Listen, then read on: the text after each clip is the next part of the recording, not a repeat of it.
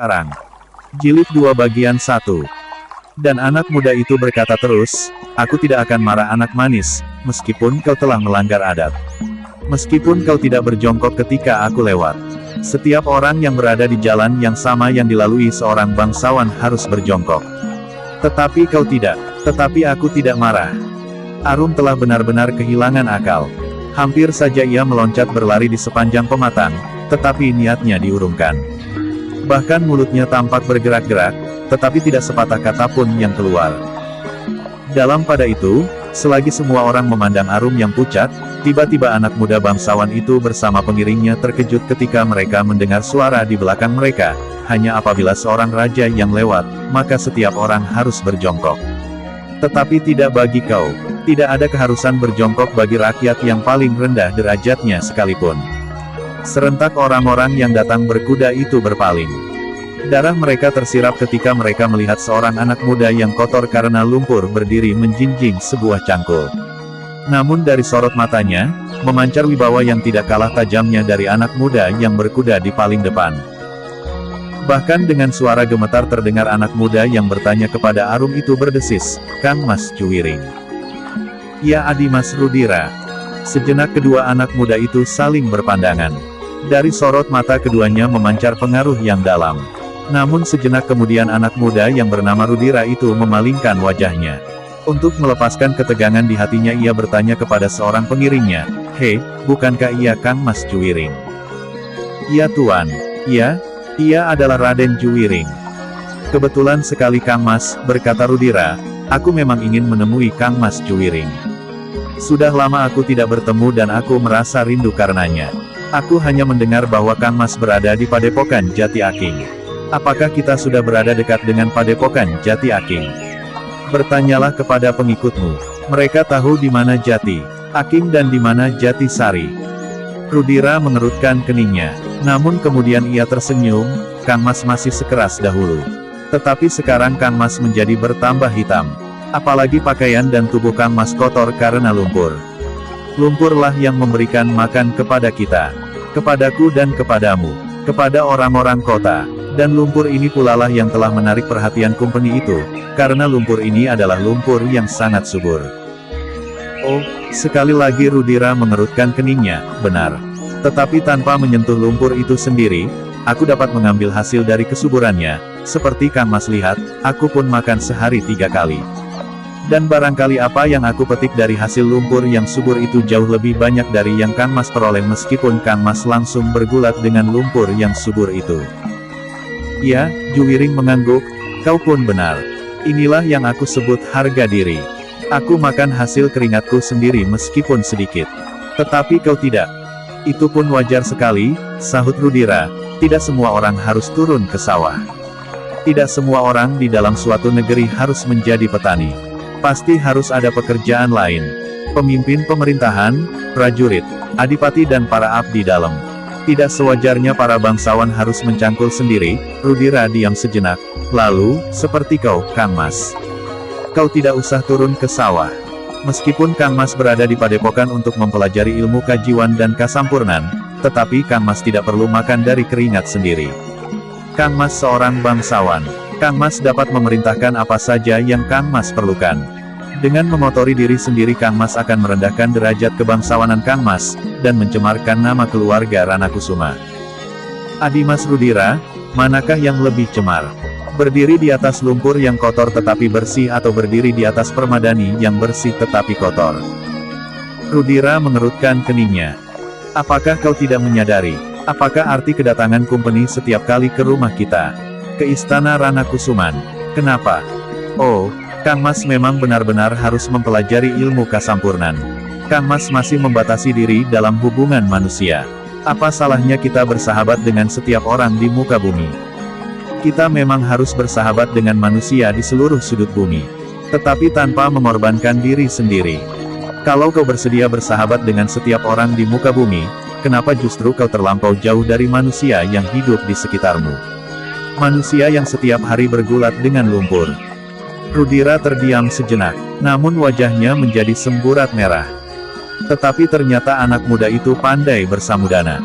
Sejenak kemudian ia pun tersenyum sambil berkata, sudahlah. Kita tidak usah membicarakan masalah-masalah yang kurang sesuai bagi kita. Marilah kita berbicara tentang keadaan yang kita hadapi ini." Rudira berhenti sejenak. "Lalu, Kang Mas, aku sangat tertarik kepada gadis Jati Sari ini." Tanpa disadari terasa darah Juwiring menggelepar. Tiba-tiba saja ia berpaling. Ketika terpandang wajah Buntal yang berdiri di sampingnya, Juwiring menarik nafas dalam-dalam. Wajah itu pun menjadi tegang. "Siapakah gadis ini, Kang Mas?" Kang Mas yang sudah lama tinggal di Jatisari, pasti mengenalnya. "Agaknya aku pun pada suatu saat harus mempelajari ilmu kajiwan di Jati Aking seperti Kang Mas Juwiring." Juwiring menarik nafas dalam-dalam. Katanya, gadis itu adalah gadis padepokan Jati Aking. "Hei," Rudira terkejut. "Ia adalah gadis padepokan kami. Ia adalah anak Kiai Danatirta." "Oh," Rudira mengangguk-anggukkan kepalanya, "Pantas. Pantas, bahwa gadis itu gadis padepokan. Bukan gadis padesan biasa." Tiba-tiba saja dada Buntal menjadi pepat. Ia tidak mengerti, kenapa hatinya menjadi sangat gelisah ketika ia mendengar seorang anak muda yang memuji kecantikan Arum. "Ia adalah adikku," berkata Buntal di dalam hatinya. Tetapi ada perasaan lain dari perasaan itu. Dari perasaan seorang kakak kandung terhadap adiknya. Dalam pada itu Juwiring berkata, "Sudahlah Adi Mas Rudira. Jangan menjadi tontonan di sini. Kalau kau akan pergi berburu, pergilah. Aku melihat kau membawa busur dan anak panah. Demikian juga pengiring-pengiringmu. Di hutan perburuan itu memang banyak sekali kijang." "Oh," Rudira mengangguk-angguk, "Ya. Kami memang akan berburu. Tetapi buruanku ternyata sudah ada di sini." Darah Buntal tersirap mendengar kata-kata itu. Bukan saja Buntal tetapi juga Juwiring. Apalagi ketika ia melihat Rudira tertawa sambil berpaling kepada Arum yang berdiri ketakutan. "Kang Mas," berkata Rudira, "marilah, antarkan aku ke padepokan Jati Aking. Sudah lama aku ingin mengenal padepokan itu. Aku juga mulai memikirkan tentang masa depanku. Dan agaknya aku ingin juga belajar ilmu kajiwan dan ilmu kasampurnan. Mungkin juga ilmu-ilmu yang lain yang berhubungan dengan pemerintahan. Aku dengar Kiai Danatirta juga seorang yang mumpuni di dalam ilmu kasusastran." Tetapi Juwiring menggelengkan kepalanya. Katanya, "Pekerjaanku belum selesai." "Oh, kalau begitu biarlah gadis itu mengantarkan aku ke padepokan ayahnya. Kau lihat bahwa ia baru datang. Ia membawa makan dan minumanku. Setiap hari ia pergi ke sawah apabila aku ada di sawah. Jangan kau ganggu anak itu. Biarlah ia melanjutkan pekerjaannya." Rudira memandang Juwiring dengan tatapan mata yang mulai menyala. Tiba-tiba saja ia berkata, "Kang Mas Juwiring, kau tidak berhak menghalang-halangi aku.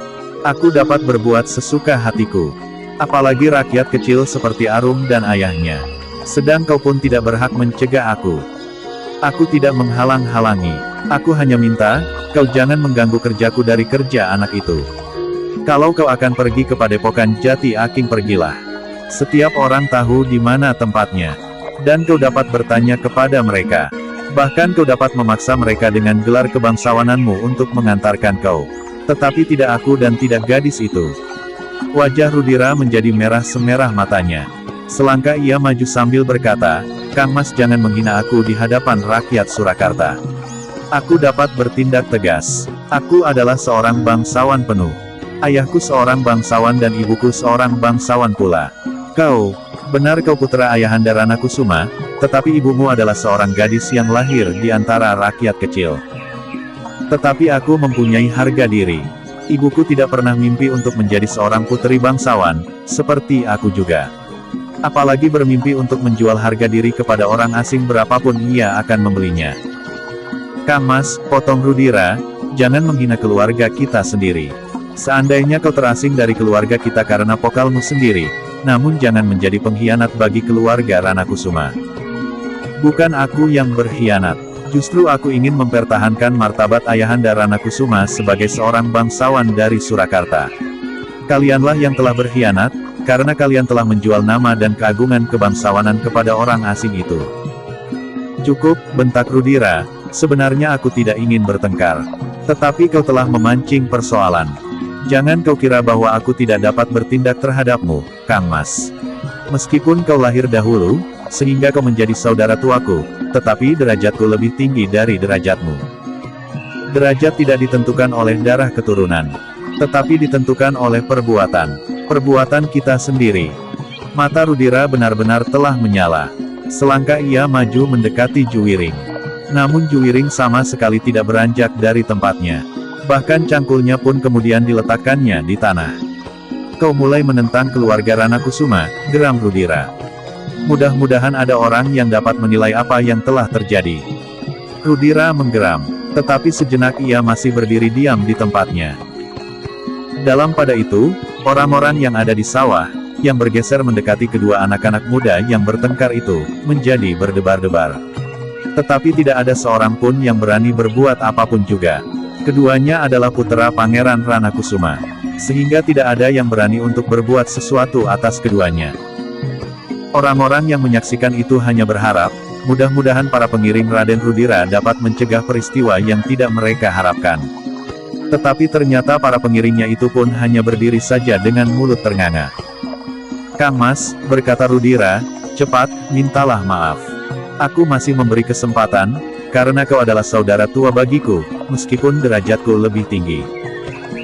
"Aku tidak merasa bersalah," berkata Juwiring, "justru aku berdiri di pihak yang benar. Buat apa aku minta maaf? Kalau kau jantan, kaulah yang minta maaf kepadaku, kepada Arung dan kepada ayahnya. Persetan, aku adalah seorang bangsawan. Kalau aku memang menghendaki, aku dapat mengambilnya kapan saja." Juwiring menggelengkan kepalanya. Katanya, "Selama aku masih ada di Jati Aking tidak ada seorang pun yang dapat berbuat demikian atasnya. Apalagi kau bukan seorang pangeran." Darah Rudira benar-benar telah mendidih. Karena itu, ia tidak dapat menahan diri lagi. Ternyata bahwa perasaan yang membekali hati masing-masing pada pertemuan itu telah membuat jantung mereka semakin panas. Rudira yang ingin menjauhkan Juwiring dari keluarganya, dan Juwiring yang merasa dirinya telah difitnah. Dengan demikian maka persoalan yang tumbuh itu hanyalah sekedar bagaikan api yang menyentuh minyak. Hati anak-anak muda yang belum terkendali itu pun segera berkobar membakar segenap urat darah. Sejenak kemudian kedua anak muda itu telah berdiri berhadapan. Keduanya adalah putra Pangeran Ranakusuma. Tetapi ternyata bahwa nama Ranakusuma tidak mampu menjadi pengikat yang baik bagi keluarganya, sehingga kebencian, iri dan dengki telah mencengkam seisi dalam kepangeranan. "Kau benar-benar keras kepala Kang Mas," geram Rudira. "Kita sama-sama keras kepala. Meskipun kau saudara tua, tetapi kau tidak pantas dihormati. Apalagi derajatmu yang tidak setingkat dengan derajatku.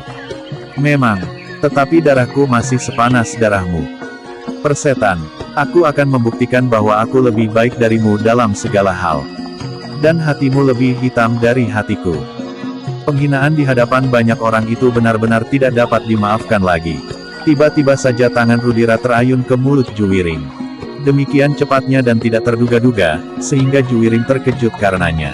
Tetapi gerak naluriahnya telah memutar leher dan menariknya mundur, sehingga tangan itu hanya menyentuh sedikit saja di pipinya. Beberapa orang yang menyaksikan gerakan itu berdesah tertahan. Hanya suara Arung sajalah yang terdengar melengking. Namun ia pun kemudian menutup mulutnya dengan telapak tangannya. Ternyata Juwiring tidak membiarkan dirinya diperlakukan demikian. Dengan marah pula ia mempersiapkan dirinya. Dan agaknya Rudira memang benar-benar ingin berkelahi, sehingga tiba-tiba saja ia telah menyerangnya. Tetapi Juwiring telah siap pula. Karena itulah, maka sejenak kemudian keduanya telah terlibat dalam perkelahian yang seru.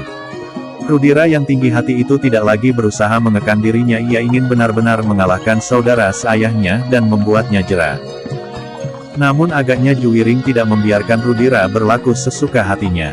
Latihan-latihan yang diperolehnya, tiba-tiba saja telah membuatnya menjadi garang. Sejenak kemudian tanpa sesadarnya, ialah yang justru menyerang adiknya itu dengan serangan-serangan beruntun, sehingga Rudira menjadi bingung karenanya. Untuk menghindarkan dirinya, Rudira meloncat surut, tetapi Juwiring mengejarnya terus. Berkali-kali tangannya berhasil mengenai tubuh Rudira. Bahkan kemudian terdengar Rudira mengadu ketika kaki Juwiring berhasil menghantam lambung.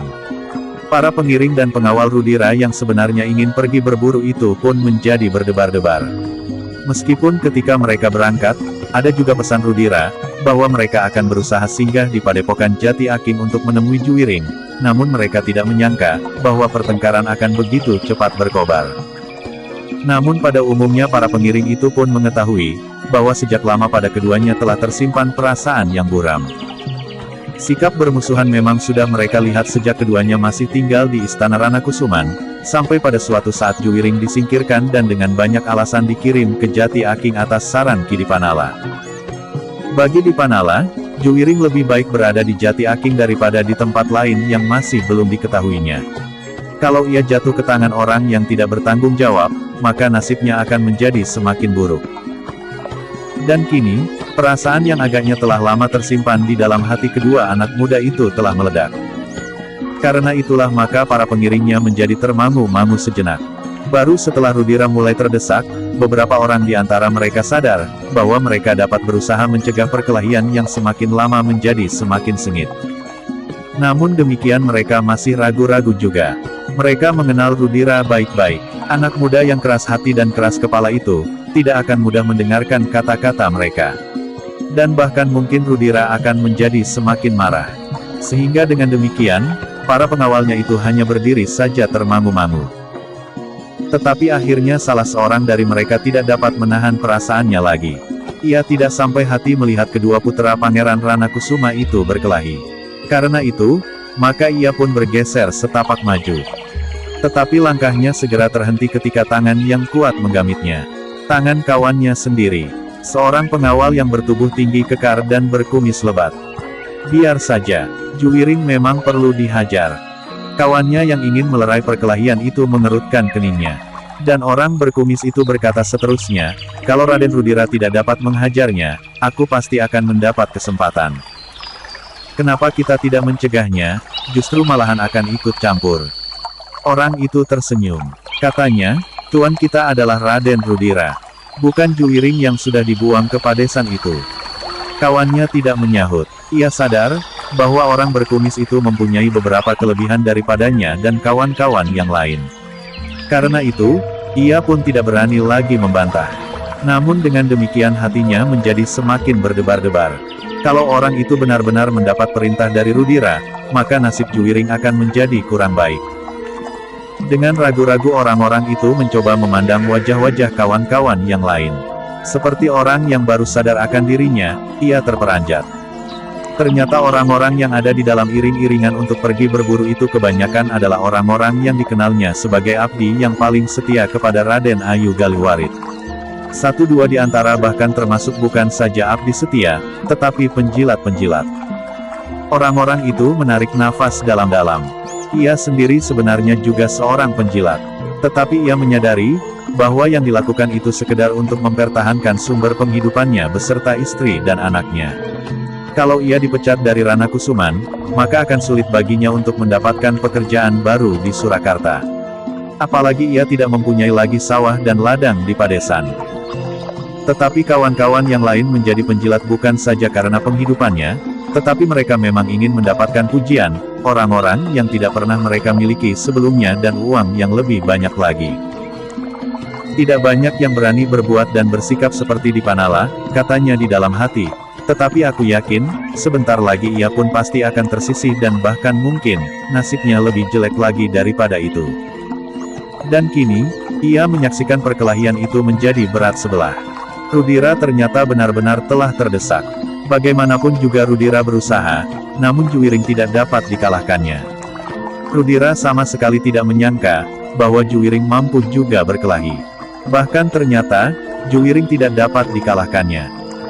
Tetapi ternyata bahwa Rudira bukan seorang bangsawan yang berhati satria. Setelah ia yakin bahwa ia tidak akan dapat memenangkan perkelahian itu, tiba-tiba saja ia berteriak, "Sura! Hajar orang ini! Aku tidak mau mengotori tanganku dengan menyentuh tubuhnya yang berlumpur ini." Juwiring berdesir mendengar nama itu. Ia tahu, bahwa Sura adalah seorang abdi Ranakusuman yang paling ditakuti oleh kawan-kawan, tetapi juga dibenci. Ia memiliki beberapa kelebihan karena tubuhnya yang kokoh kuat, meskipun otaknya sedungu kerbau.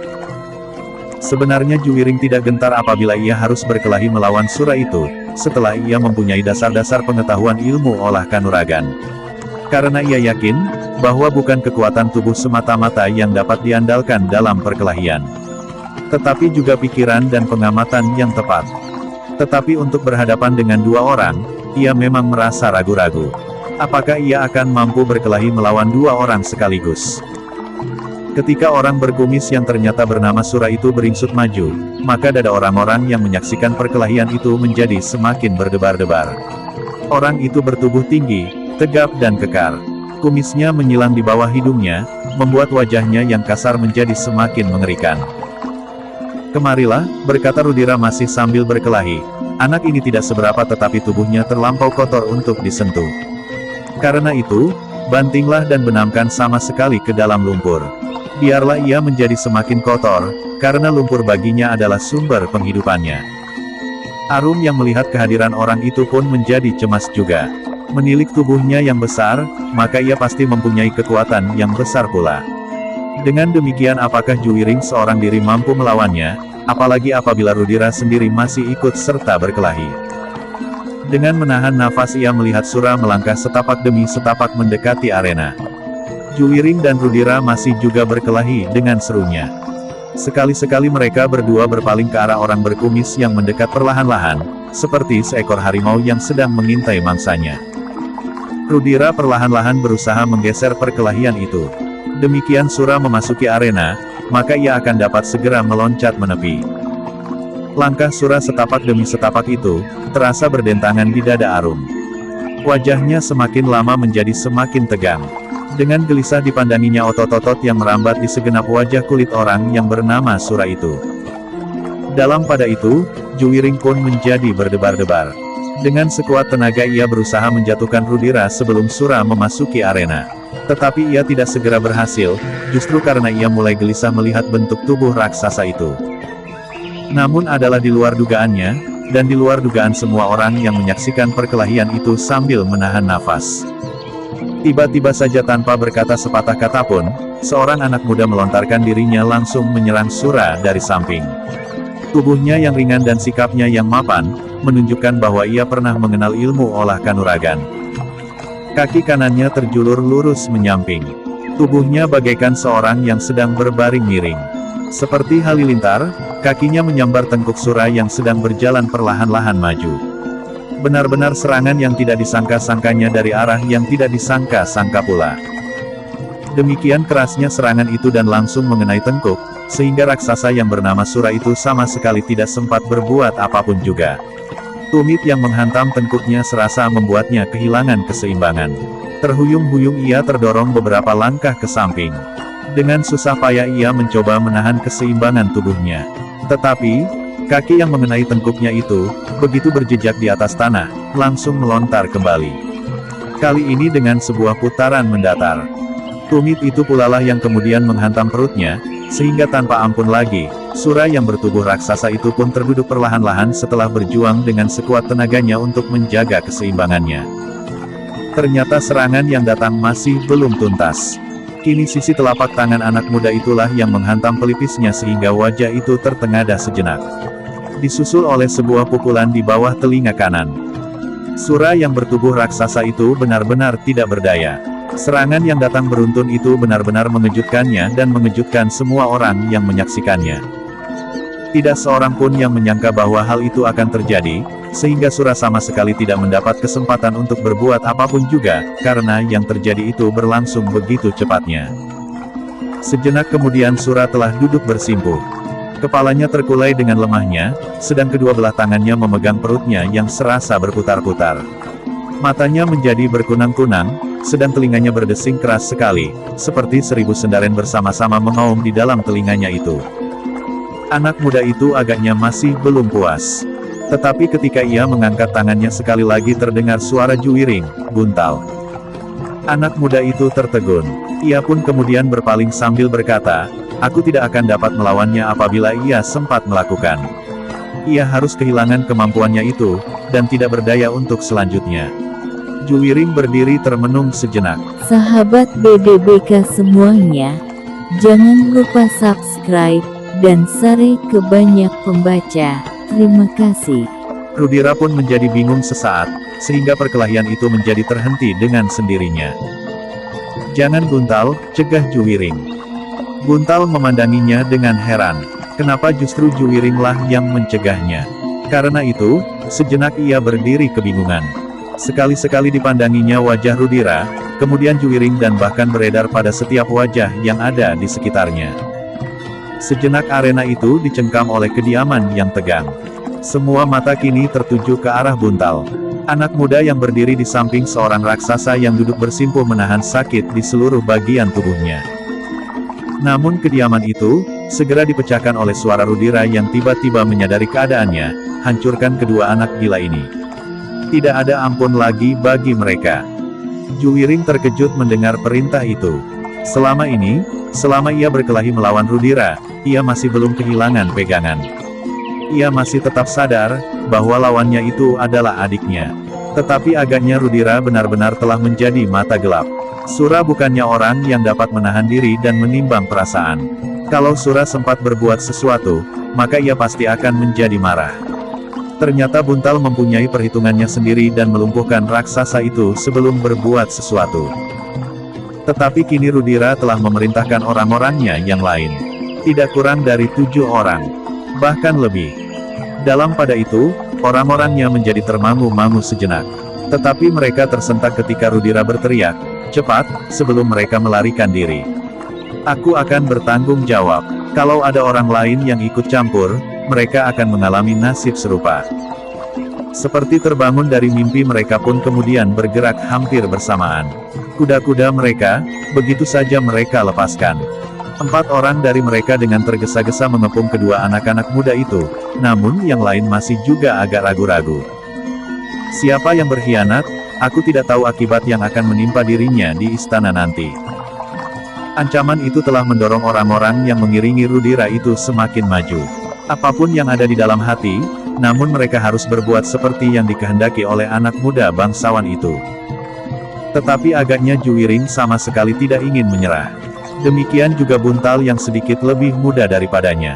Keduanya justru menyiapkan diri, menghadapi segala kemungkinan. Pada saat itu, Sura mulai bergerak. Dengan segenap ketahanan yang ada padanya, ia mencoba mengatasi rasa sakit di tubuhnya. Ketika ia mendengar aba-aba Rudira, timbul niatnya untuk ikut berkelahi dan membalas serangan-serangan yang tidak sempat dielakkannya. "Cepat, aku mau kalian bertindak sekarang. Sekarang." Ketika orang-orang yang mengepung kedua anak muda itu mulai bergerak, Sura pun berusaha untuk berdiri. Tetapi Buntal yang berdiri di sisinya sama sekali tidak memberinya kesempatan. Ia sadar sepenuhnya bahwa orang yang bernama Sura itu orang yang paling berbahaya di antara para pengiring Rudira. Karena itulah, maka sebelum Sura berhasil berdiri, dengan sekuat tenaganya, tanpa peringatan apapun juga, Buntal sekali lagi menghantam tengkuk orang itu. Kali ini dengan sisi telapak tangannya. Sura adalah seorang yang seakan-akan bertubuh liar. Tetapi ternyata pukulan Buntal itu membuatnya keriangan kekuatan. Sambil menyeringai ia menggeliat, tetapi sekali lagi pukulan yang sama telah diulang oleh Buntal. Kali ini Sura benar-benar tidak dapat bertahan satu agi. Kepalanya segera tertunduk dan tubuhnya terkulai dengan lemahnya. Pada saat itulah, para pengawal Rudira mulai menyerang. Ada yang menyerang dengan mantap dan sepenuh hati, tetapi ada juga yang masih ragu-ragu, sebab mereka pun tahu, bahwa Juwiring adalah putra Pangeran Ranakusuma seperti Rudira. Tetapi karena Rudira kini berkuasa di istana Ranakusuman, maka tidak seorang pun yang berani melawan kehendaknya. Juwiring dan Buntal terpaksa berkelahi melawan mereka. Tetapi di antara mereka tidak lagi terdapat Sura yang telah hampir menjadi pingsan sambil duduk bersimpuh. Kepalanya yang terkulai mencium tanah di alasinya dengan kedua tangannya yang lemas. Arum berdiri membeku di pinggir parit. Ia berdiri di antara dua kemungkinan yang sama-sama berat. Kalau ia sama sekali tidak berbuat apa-apa, adalah terlalu sulit bagi Juwiring dan Buntal untuk bertahan melawan 7 orang bahkan lebih. Arum yang merasa memiliki kemampuan setingkat dengan Juwiring dan Buntal, yang hanya karena kodrat kegadisannya sajalah yang memberikan selisih sedikit dalam olah kanuragan, merasa mampu juga ikut di dalam arena perkelahian. Tetapi jika demikian, maka ia akan menjadi orang aneh di padukuhan Jatisari. Ia akan menjadi pusat perhatian untuk waktu yang lama, yang bahkan tidak akan ada habisnya. Kawan-kawan pasti akan bersikap lain kepadanya, bahkan mungkin gadis-gadis Jatisari akan menjauhinya, sehingga ia akan terkurung di padepokan Jati Aking saja.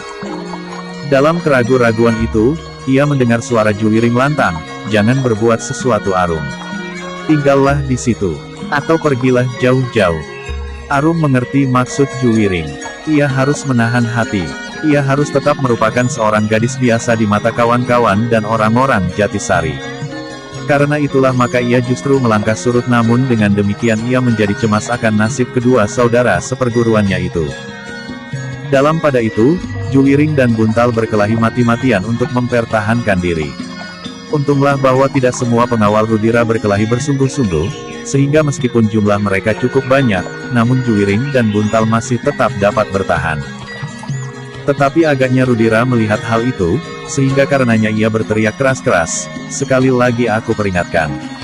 Siapa yang berkhianat akan mengalami nasib jelek di istana. Tidak ada orang yang dapat mencegah tindakan yang akan aku ambil atas kalian." Dada para pengiringnya itu pun menjadi berdebaran. Mereka tidak boleh berkelahi berpura-pura. Dan mereka tidak akan dapat menyembunyikan sikapnya itu. Jika demikian, maka mereka akan dapat diusir dari pekerjaan mereka. Karena itu, tidak ada pilihan lain daripada berkelahi benar-benar.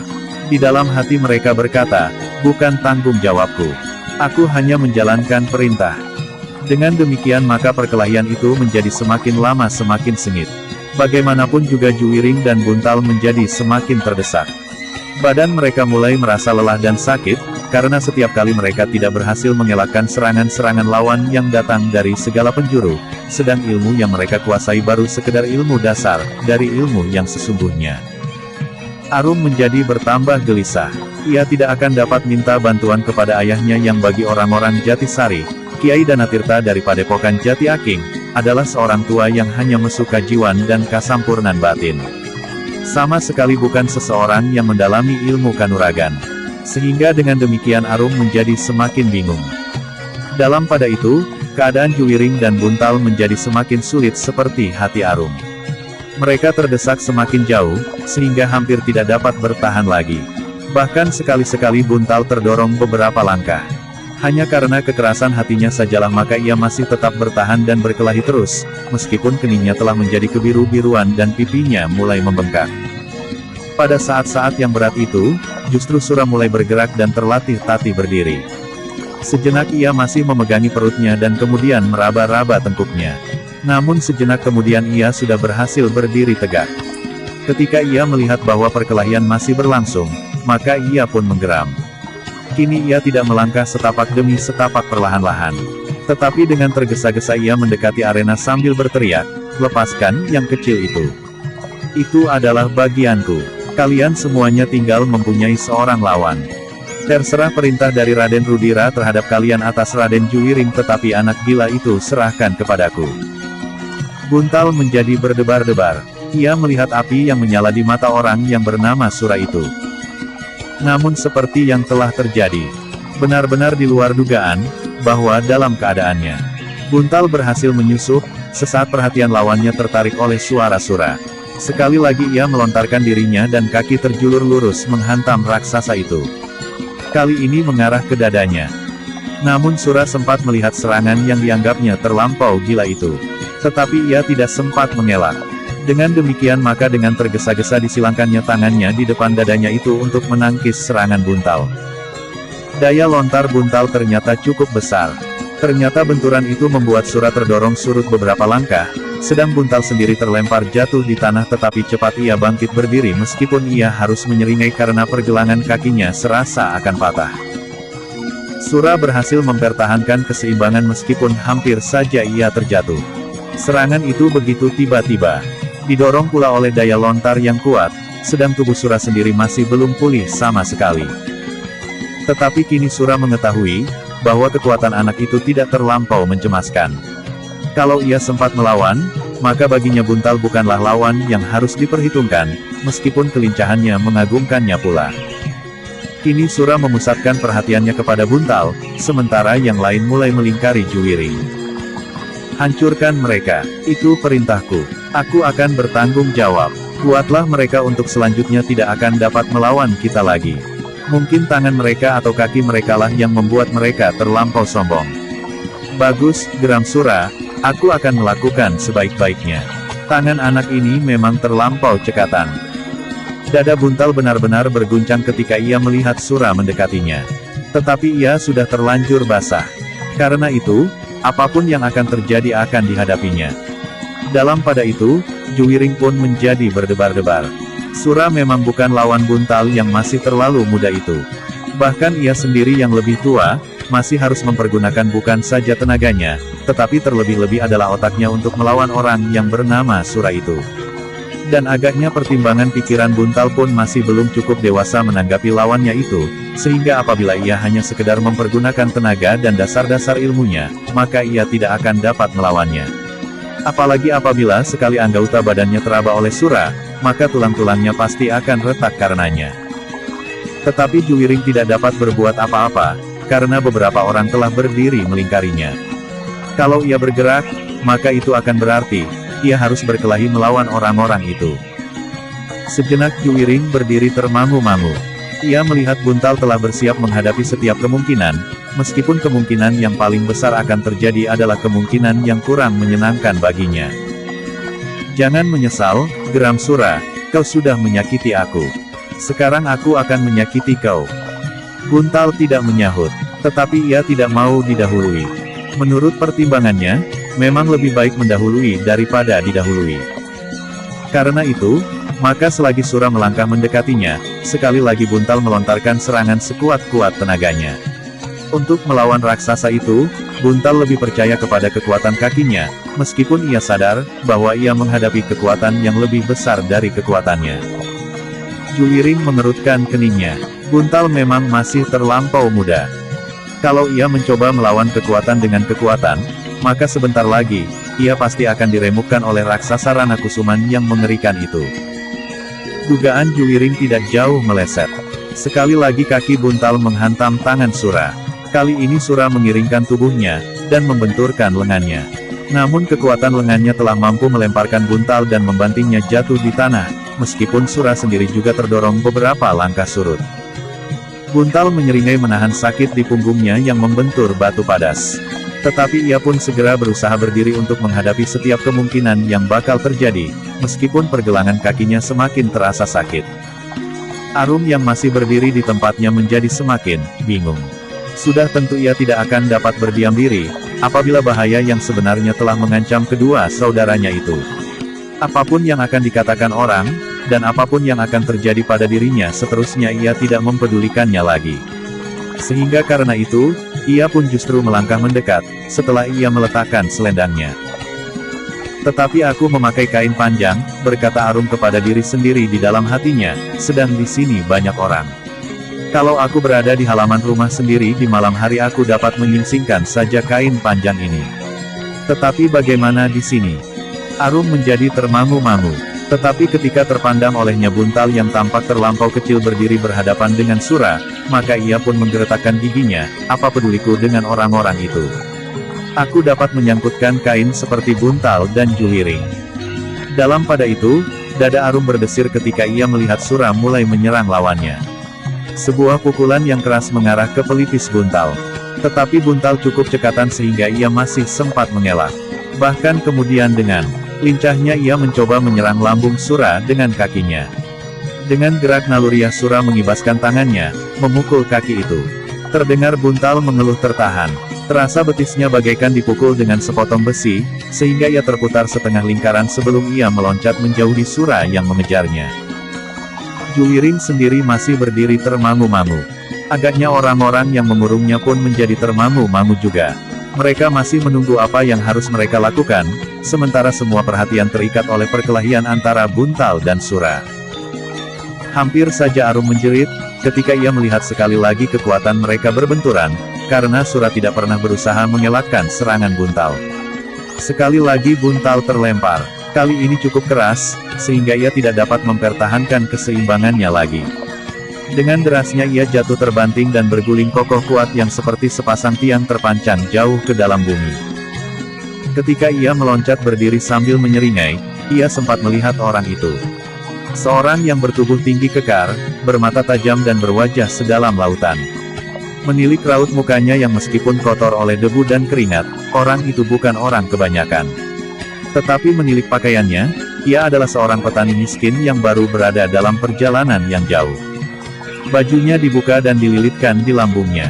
Kain panjangnya disingsingkannya pula, sehingga celananya yang sampai di bawah lututnya tampak kumal dan kotor sekotor wajahnya itu. Kehadiran orang itu ternyata telah menarik perhatian. Sejenak ia berdiam diri memandang buntal yang terlatih Tati berdiri. Kemudian memandang orang-orang yang berada di sekitar arena perkelahian itu. "Kenapa tuan-tuan berkelahi di sini?" bertanya orang itu dengan suara yang berat. "Siapa kau?" Rudiralah yang bertanya. "Aku seorang petani yang berada dalam perjalanan yang jauh tuan." "Dan siapakah tuan?" "Menilik pakaian tuan, tuan adalah seorang bangsawan." "Ya, aku adalah putra Pangeran Ranakusuma." "Oh," petani yang bertubuh tinggi itu mengangguk dalam-dalam, "Maafkan aku tuan. Aku tidak tahu, bahwa tuan adalah seorang putra pangeran. Sekarang kau sudah tahu. Minggirlah. Kami sedang menyelesaikan persoalan kami." "Maaf tuan, apakah aku boleh bertanya?" Rudira memandang orang itu dengan tajamnya. Tetapi jaraknya tidak begitu dekat. Kenapa perkelahian ini tidak dilerai? Dan agaknya anak muda yang seorang itu pun sudah terkepung pula. "Itu urusanku. Pergilah. Jangan mencampuri persoalan orang lain. Aku adalah putra Pangeran Ranakusuma. Aku mempunyai wewenang untuk berbuat sesuatu sesuai dengan keinginanku atas orang-orang kecil yang tidak tahu adat ini. Jadi, tuanlah yang sedang melakukan tindakan kekerasan atas orang-orang kecil ini." "Iya. Apakah salah mereka? Kau tidak mempunyai sangkut paut apapun juga dengan mereka. Pergilah, supaya kau tidak tersangkut di dalam persoalan ini," bentak Rudira. "Aku sudah berjalan jauh tuan. Tetapi aku tidak pernah menjumpai persoalan serupa ini. Seharusnya tuan dan pengawal-pengawal tuan melindungi orang-orang kecil ini dari segala macam kesulitan." "Diam! Diam!" tiba-tiba Rudira membentak. "Kau tahu akibat dari kata-katamu itu, Hei? Bahwa kau berani membantah kata-kataku, itu adalah alasan yang baik bagiku untuk bertindak. Kau mengerti?" "Mengerti tuan. Tetapi perjalananku yang jauh mengajar kepadaku, agar aku tidak cukup sekedar mengerti sikap orang lain, tetapi aku harus menilainya pula, apakah sikap itu benar atau tidak." Tiba-tiba mata Rudira bagaikan menyala. Ia tidak menyangka bahwa orang yang tiba-tiba saja datang melihat perkelahian itu, bersikap sangat menyakitkan hati. "Hei, apakah kau bukan Kawula Surakarta?" "Aku Kawula Surakarta. Kenapa kau berani bersikap semacam itu kepadaku? Kepada putra Pangeran Ranakusuma. Aku pernah berjalan berkeliling kota Surakarta. Dan aku memang pernah mendengar siapakah Pangeran Ranakusuma itu. Kalau tuan puteranya, maka tuan pasti pernah melihat, ayahanda tuan adalah sahabat yang baik dari orang-orang yang berkulit aneh itu. Kulitnya tidak seperti kulit kita dan matanya tidak seperti mata kita. Tetapi itu bukan alasan untuk menarik batas antara kita yang berkulit kotor dan bermata gelap ini dengan mereka, tetapi tindak dan sikap merekalah yang membuat jarak antara kita dengan orang-orang asing itu. Memang tidak ada bedanya di dalam hakikat, bahwa kita adalah makhluk Tuhan seperti mereka. Tetapi juga tidak akan dibenarkan apabila yang satu mulai melakukan penghisapan kepada yang lain. Bangsa yang satu atas bangsa yang lain. Nah, tolong, sampaikan kepada ayahanda tuan, bahwa akulah yang berkata demikian." "Siapa kau?" "Seorang petani dari Sukawati." Raden Rudira menjadi semakin marah. "Apa artinya seorang petani bagi ayahanda? Pergi dari tempat ini, atau kau harus mengalami nasib seperti anak itu. Anak ini adalah benih yang baik buat masa mendatang. Aku sebenarnya sudah melihat perkelahian yang terjadi di sini dari kejauhan. Tetapi ketika aku melihat benih masa mendatang ini akan dipatahkan, aku merasa sayang, sehingga aku pun mendekat." Jawaban itu bagaikan sebuah tamparan yang langsung dijawab Rudira, sehingga wajah itu pun menjadi merah padam. Dengan suara bergetar ia berkata, "Jadi, apa maksudmu, Hei? Apa yang akan kau lakukan?" "Aku melihat dua orang anak petani ini dapat berbuat banyak di saat-saat mendatang, karena itu, jangan tuan mengganggunya." "Persetan, kau tidak dapat mencegah aku. Atau kau sendiri yang akan menjadi pengawan hewan di sini?" "Tuan, aku sudah mendekati arena. Karena aku merasa sayang kepada dua orang anak muda yang berkelahi melawan beberapa orang inilah maka aku datang. Anak ini memang bukan lawan raksasa yang dungu itu. Gila, Sura hampir berteriak, apakah kau akan turut campur? Maaf, aku terpaksa turut campur. Sura, teriak Rudira yang tidak sabar lagi, selesaikan orang itu. Baik Tuan, jawab Sura sambil membusungkan dadanya. Lalu katanya, petani dari Sukawati, jangan menyesal bahwa kau hari ini telah salah langkah. Aku akan menerima segala nasib yang akan menimpaku hari ini, jawab petani itu. Namun dalam pada itu Buntal tiba-tiba berkata, pergilah. Pergilah supaya kau tidak terlibat dalam persoalan ini. Aku memang melibatkan diriku, anak muda, jawab petani itu. Tetapi petani itu tidak sempat lagi mengucapkan kata-kata yang sudah dikerongkongan, karena tiba-tiba saja Sura telah menyerangnya. Tangannya terayun dengan derasnya ke wajah petani yang kotor itu. Tangan Sura yang mempunyai kekuatan melampaui kekuatan kawan-kawan Abdi Ranakusuman. Yang melihat ayunan tangan Sura itu menahan nafas. Demikian juga Juwiring, Buntal dan bahkan Rudira sendiri. Kalau tangan itu mengenai pelipis petani itu, maka ia pasti akan pingsan seketika. Tetapi yang terjadi benar-benar di luar dugaan. Setiap orang yang menyaksikan hanya dapat berdiri dengan mulut ternganga.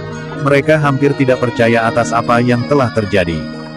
Dengan tenangnya, petani dari Sukawati itu menggerakkan tangannya. Tenang tetapi secepat gerak tangan Sura. Hampir tidak dapat dilihat dengan mata telanjang, tiba-tiba saja orang itu telah berhasil menggenggam pergelangan tangan raksasa yang marah itu. Demikian cepatnya, sehingga Sura tidak sempat menariknya. Bahkan sekejap kemudian terdengar Sura itu mengadu pendek. Tangannya ternyata telah terpilin di punggungnya. Kemudian suatu hentakan yang keras mendorongnya, sehingga Sura itu pun jatuh menelungkup dengan derasnya, sehingga wajahnya telah menyentuh tanah.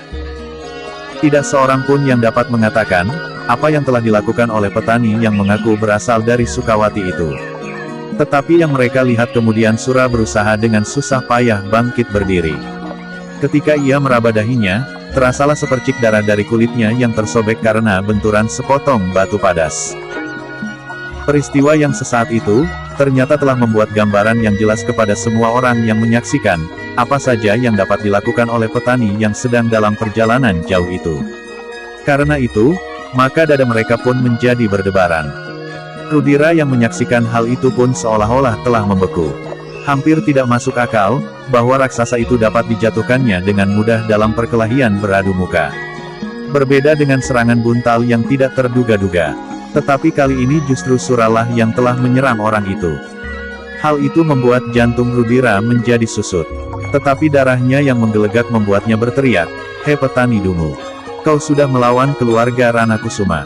Kau akan menyesal.